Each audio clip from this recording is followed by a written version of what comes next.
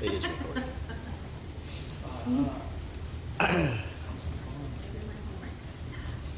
Oh, very I good. don't know what it means, but I Well, in this case, it's good not to know what it means. Good morning, everyone.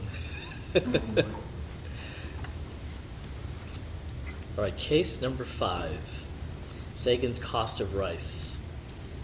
Preface to the assembly. Though you cut your flesh like Shatai did to feed his parents, you won't have your biography entered with those noted for filial piety.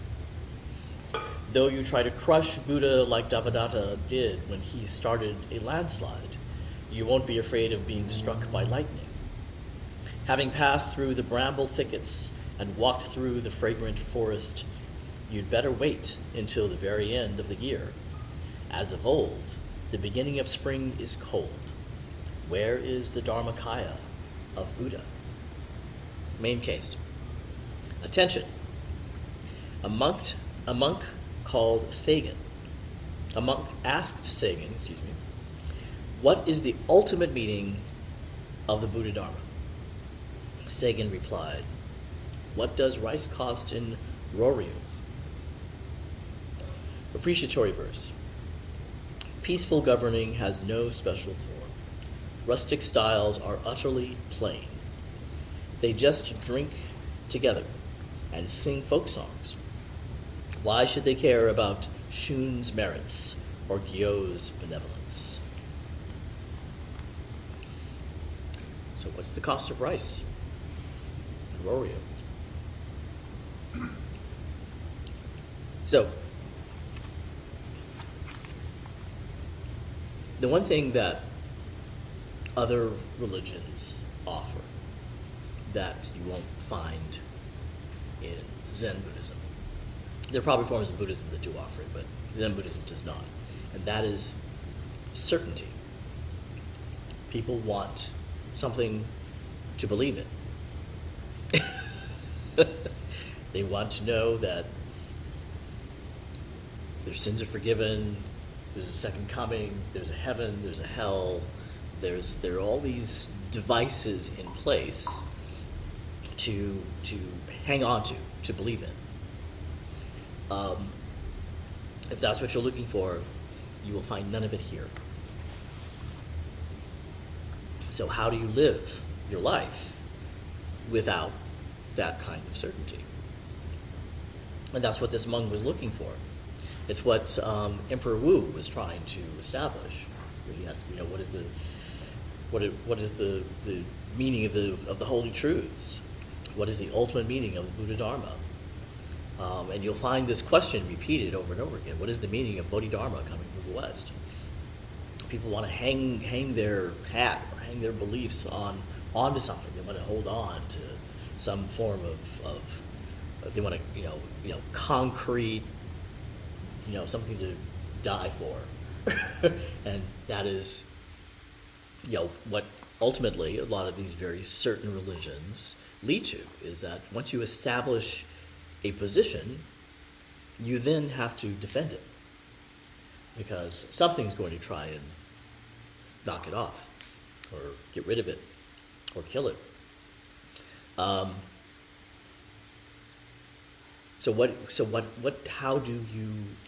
do you live your life, or live a life that has no certainty? The cost of anything is going to change depending on where it is, just like, tariffs these days. You watch the news that morning to find out what they are, because they're not going to be what they were yesterday. And depending on who our president is not happy with, that country's tariffs are going to be different. So that's, but that happens with the cost of anything.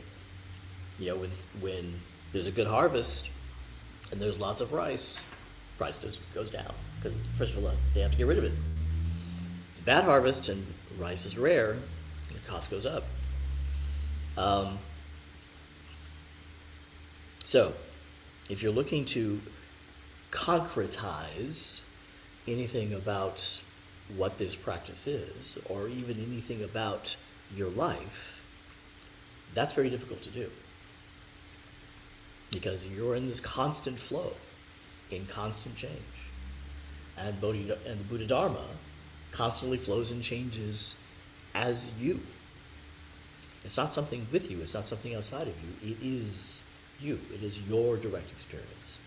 The last line of the preface, what is the Dharmakaya of the Buddha? Dharmakaya means the physical manifestation of the Buddha. What is the physical manifestation of the Buddha? It's a trick question. Breath.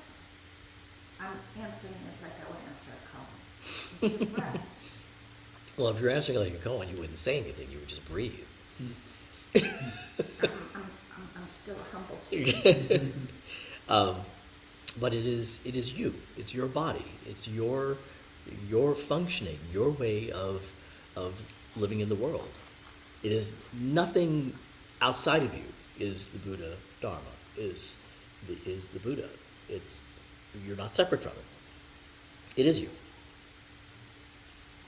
And the question is the ultimate meaning. So he didn't just want today's meaning. He wanted the ultimate meaning, the meaning that can't be anything else other than whatever he's asking the teacher to give him. So it's interesting that we tend to want that. It's a natural human condition because things are constantly a mess. That's just what life is. It's a mess.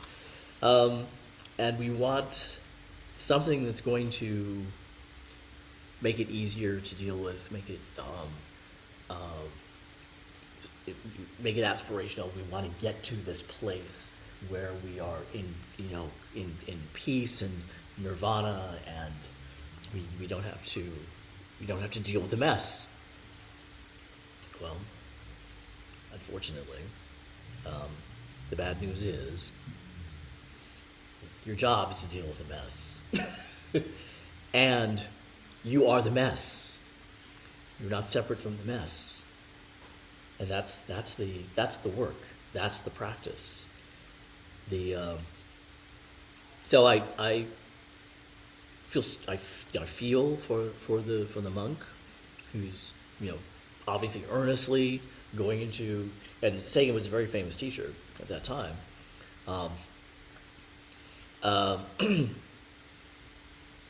Looking for some way to deal with life, and he gets this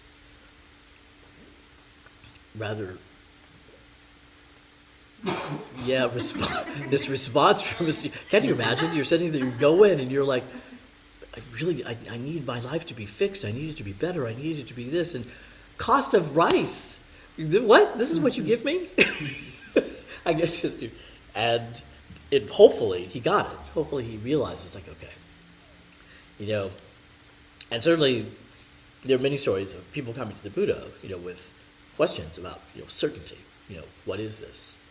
The ultimate is this: the mother who brought her dead child to the Buddha and said, please resurrect my child. And that's, she was, dealing with the most horrible sorrow you could deal with, the loss of a child. And the Buddha could not help her. He did, it would have been nice if this person had been, take that dead child and bury it. There's nothing else you can do. But he very skillfully said, go teach yourself about death. So go find a house where there has been no death and bring me 2 mustard seeds from that house. So not only does she's still carrying this child. So not only is she carrying this dead child around to all these houses, but you know what mustard seeds are. I mean, they're these tiny, tiny little seeds. So she's running around looking for these houses with no death, and she's supposed to bring 2 mustard seeds from those in her hand back to the Buddha. Well, she never got the mustard seeds, but what she learned was very valuable. There's no place that hasn't been touched by death. There's no place, and there's nothing that has an ultimate meaning. Bodhidharma was much more direct with Emperor Wu. What is the ultimate truth? Vast emptiness, dude. Ain't nothing here. All your meaning is applied from the outside. It is after the fact. It is not the essence of what reality is. Reality is empty. And no holiness. And all these monasteries and all these monks, no merit. No merit. And ultimately, you live your life, you do all your good works, you do everything you possibly can, and then you die. And that's it. I mean, the only thing, who is it? The only thing that's for sure is death and taxes, I guess. And maybe, if you're lucky, you can find ways out of taxes. Depends how wealthy you are. What? Depends how wealthy you are. Yeah, it depends how wealthy you are. Still, Some before you have to pay. yeah, that's true. But Yeah, then you're still not free because your heirs have to pay. someone's going to pay. There's debt to be paid somewhere along the line. But yeah, peaceful governing has no special form. Meaning it takes the form of what needs to be there at the time. So whatever the situation calls for, that's how you take care of it. And you have to let go of any certainty that you have. Because if you've got certainty, then you're the hammer, which means that everything is a nail. And that's simply not true. Everything is not a nail. So you've got to be the hammer, the wrench, the nail sometimes. You've got to be able to, I would this was advice I would give managers, especially new managers who are coming into my office saying, why am I having so much trouble, and how do I deal with these people, and and I would always say, you need to be a chameleon. You've got to meet people where they are, and because not everyone is going to be the same, and not every situation is going to be the same. You cannot rubber stamp your responses to everything, because that will only get you into trouble, which is usually why they're in my office. Certainty is something that is very dangerous. All that certainty means is I find it easy to think one thing and difficult to think another. Now, it may be that there's so much overwhelming evidence against the other that I shouldn't be thinking that. Or it may be that I have a cognitive bias that makes it hard for me to think that other thing. In practice, it is, particularly if other people aren't agree with us, in practice, it's far more likely that I have a cognitive bias than that the case is truly as overwhelming as I think.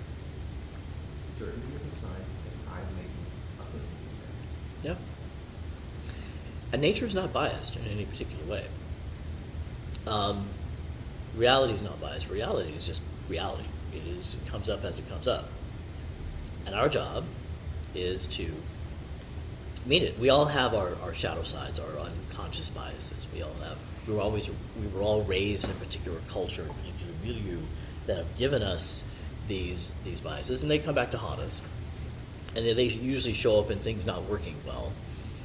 So, because we've applied those biases unconsciously, and they're now, back in our face, going, why isn't this working? So yeah, we have to deal with our biases as well. So how do we do that? What's the daily activity, the daily functioning of our lives to deal with reality as it is, to adjust to the cost of rice as it changes? and to not apply any level of certainty to anything. How is that peaceful? And it's really about not applying any meaning at all to any of it, because it is empty. I mean, that is ultimately what it is. And emptiness doesn't mean void. It just means that it's potentially anything at all, and you have to take care of it as it is. And to just meet it as it is it comes with stopping our own minds from making stuff up, because that's what our minds do best, is make stuff up. That's the kind of the first of the precepts is cease from evil, and evil is that which separates you from reality as it is. So cease from being separate. And sometimes the only way to do that is just to sit down and shut up and breathe. And anything that comes into your mind that wants to make stuff up, that wants to concretize, that wants to be certain about something, let it go. Breathe it out. Let it pass. Call it to the delusion that it is. Not that delusion is bad. Delusion is a potential tool, because you're dealing with delusion all the time, and you have to deal with delusion as delusion. Telling the mother that her child was dead would not have helped her. So how do you deal with someone in severe grief like that? How do you deal with people who believe? I'm still extremely entertained by these flat earthers who sincerely believe that the earth is flat and that God created the earth as flat, and that it's ungodlike to believe that the earth is round. I mean, it's just I listen to them going, if I met someone like this, how would I not laugh at them? Because it seems funny to me, and then I have to question my own bias as well. I believed the scientists, sort of in my elementary school classes when they presented this globe, and told me that it's a yes. Am I wrong? Is it possible?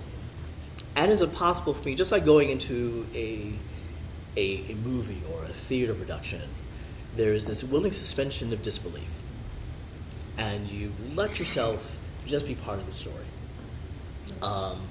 And I still remember, how old was I? 16 when Star Wars came out.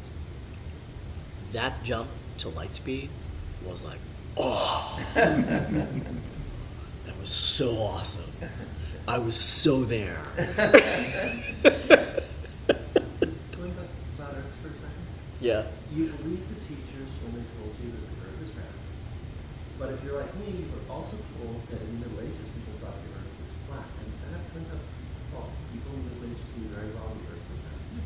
So some of what the teachers told you believe, some of it don't. Yeah. Yeah, there's one of my favorite books is Lies My Teacher Told Me. Yes. It's one of the greatest books I've ever read. Because I mean we're told things that were not true, and people knew they weren't true at the time they were telling you that, but they told them anyway because it's what was in the textbooks. But to quote Mayazumi Roshi, I think it's written in there that maybe so. Maybe so. Right? He didn't argue with people. And sometimes it's just not effective to argue with people because people are stuck in their ways. They've decided how reality is. They've decided how they're going to deal with reality. And so engaging them in what you consider to be reality is, it just perpetuates a fight for no reason. Short of causing harm, some delusions do, but some delusions are, fairly benign. I think most delusions are. all that in that benign scale, and people could believe I'd get by, and with their everyday life, with whatever delusions they have, and we all have our delusions that we get by with every day. I know that I have my OCD routine that that affects me if I don't get everything done in that particular order, and I'm late and I have to get out of the house and I haven't done something, and I unconsciously know that I'm just incomplete. And like, no, it's not true. I'm sorry, you put the left foot out of the bed first today, and tomorrow to remember it has to be the right foot because out of the bed first. So, and this is what people mean by they got out of bed on the wrong side of the bed because something went wrong with their day.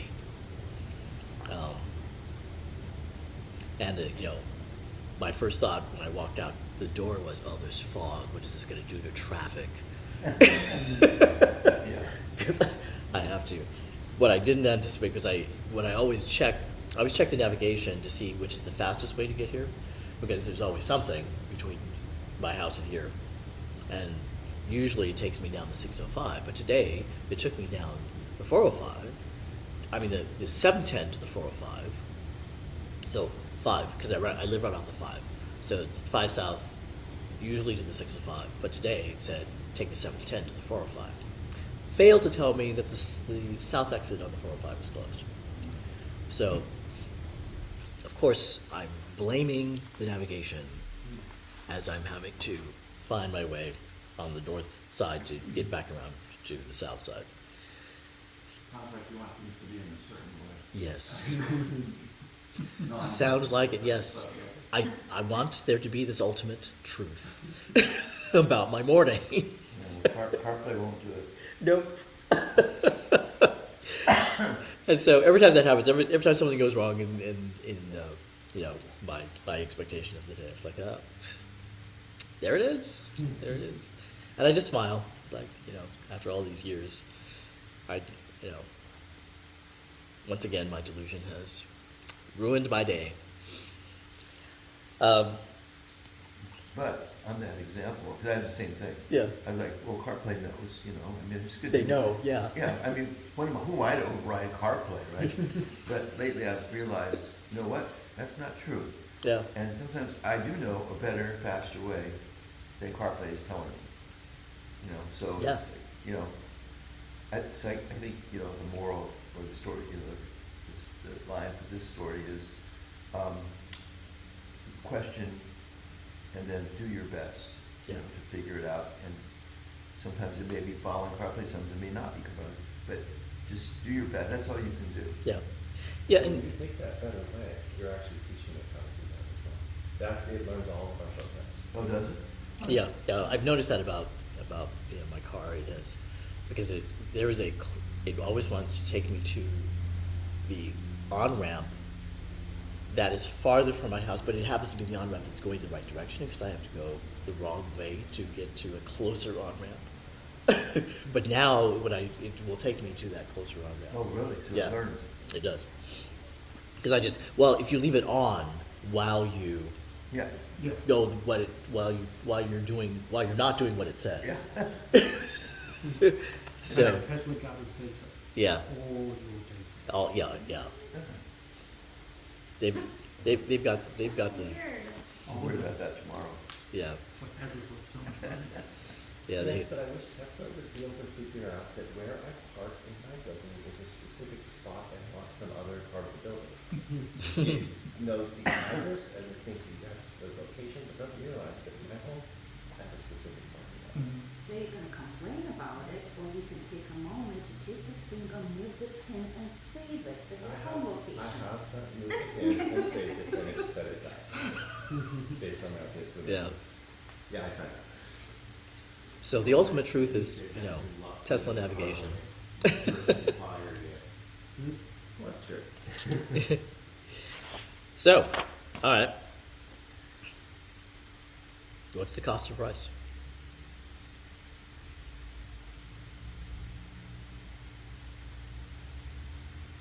If anything, that question,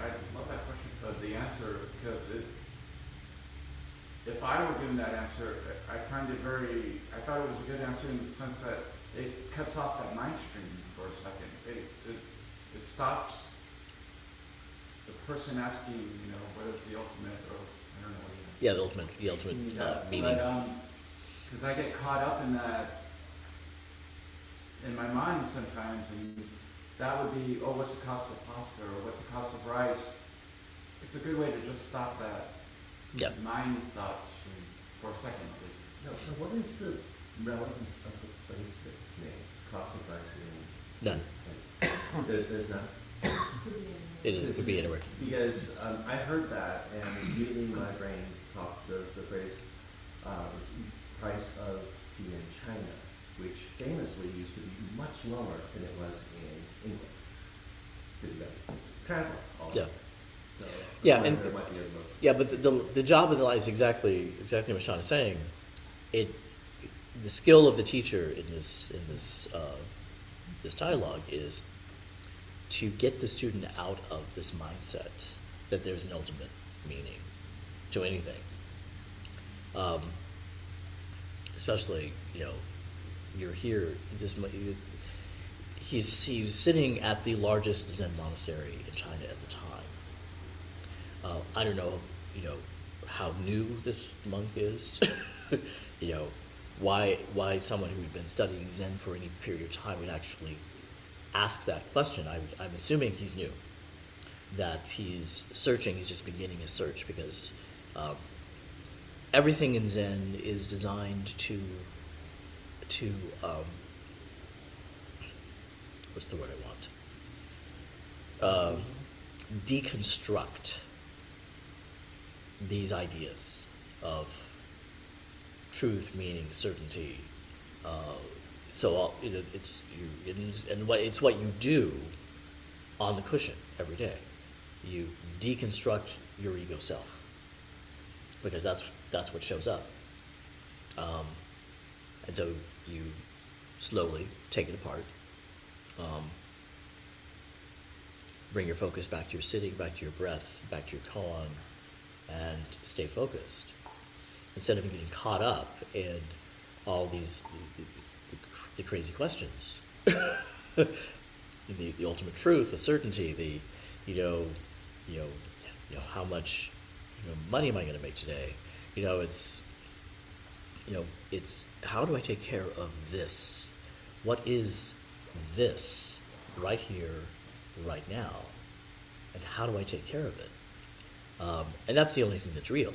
The rest of it, we make it up.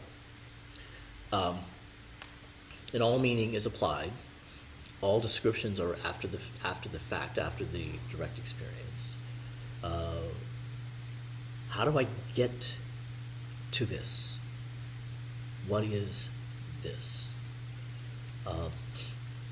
And that's what's real. The ultimate meaning of anything, not real. The cost of rice and wherever, also not real. It will change in the next 5 minutes depending on the exchange rate. So, and so will any meaning of anything that you give anything. It's in this constant changing flow. This